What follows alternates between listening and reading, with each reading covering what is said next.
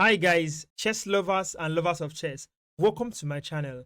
This video contains an amazing attacking game played by Paul Morphy himself in 1858 in Paris.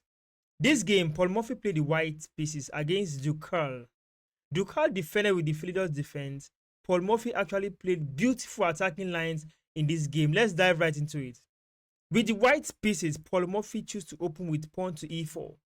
Pawn to e4 controls the center squares naturally and opening diagonals for the bishop to enter the game. Even the queen can enter the game through this diagonal. Beautiful stuff and straightforward. A nice display of the opening move by Paul Morphy.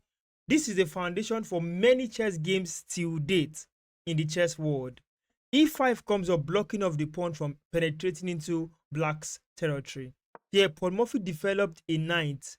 A beautiful square for this knight is that f3 square.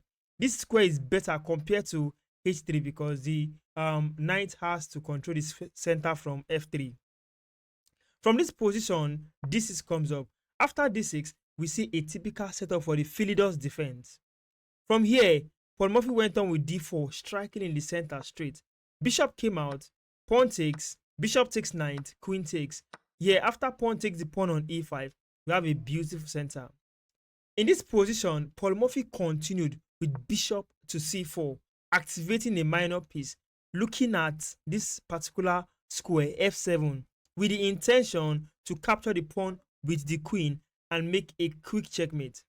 Spotting this threat, Duke Karl chose to defend and he played knight to f6. Knight to f6 came out to block this queen from having connection to that f7 pawn. At the same time, developing a minor piece with the intention to bring the bishop, castle the short side as quick as possible, keeping the particular king safe. Nice concept and strategy in the opening, right? Good. Now, look at this position here. Paul Morphy went on to play a great move on just move 7.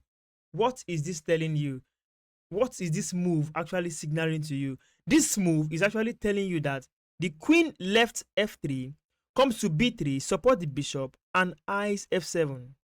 Not only that, take note of this.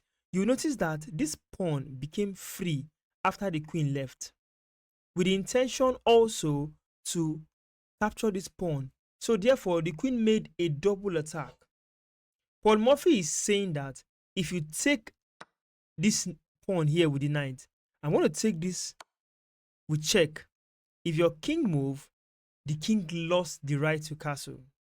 I have time to bring back the bishop, threatening a kind of queen check, and also this pawn is hanging. So after queen to b3 in this position, Duke went on to play queen to e7, defending f7 square. This pawn is free to capture. Yes, after queen takes the pawn, the queen will defend the pawn in the center on e4. Well, how did Paul Morphy choose to continue? Paul Morphy says, okay, I'm going to bring in more pieces into the game by playing knight to c3. After knight to c3, c6. c6 is a systematic way of using the queen to defend the pawn on b7. Bishop to g5 comes up.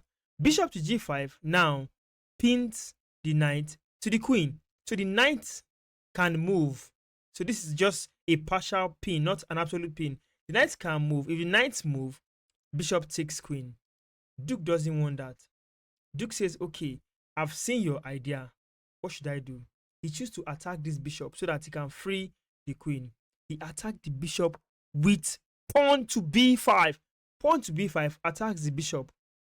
The intention is bishop move, queen goes to probably a good square like this, or let's say, for example, queen comes down here, still defending this.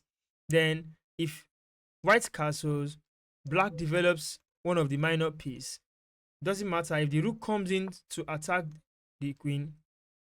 Queen can go to a safe square like this. Maybe in some few moves, black would castle and keep the king safe.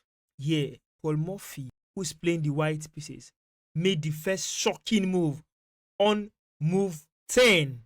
Paul Morphy went on to sacrifice the knight by taking the pawn on b7. In this modern dispensation, the engine instantly recognizes that move as a brilliant move. sacrificing the knight. After pawn takes, bishop takes, we check. The queen cannot block because bishop takes queen wins material and it is absolutely winning for white. Knight cannot move because the knight is temporarily pinned to the queen. So another move that could make sense is either knight blocks or king moves.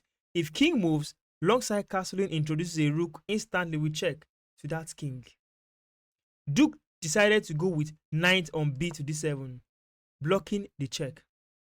In this position, Paul Morphy castles, bringing in the rook on this open file to support the bishop, pressure the pawn.